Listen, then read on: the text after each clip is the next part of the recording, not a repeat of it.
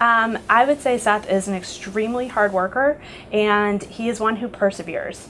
I think that Seth is a person that really can look at what is wrong and try to solve the problem.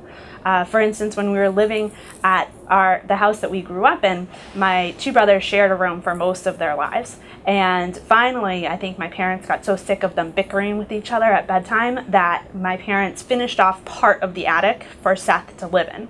And so he moved up to the attic. But the problem was that when my mother yelled for him to come down for dinner or to get his laundry or whatever it was, he couldn't hear her.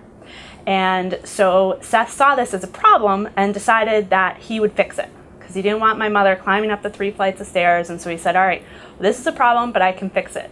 So what he did, and I mean, he must have been in high school, so probably sophomores, 15-year-old, he installed an intercom system in our house.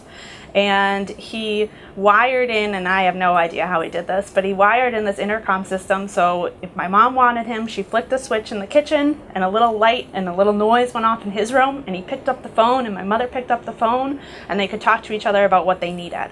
And so that was a problem that Seth saw, and instead of being like, oh, whatever, mom will just have to walk up 3 flights of stairs to get me, he said, well, I can fix this.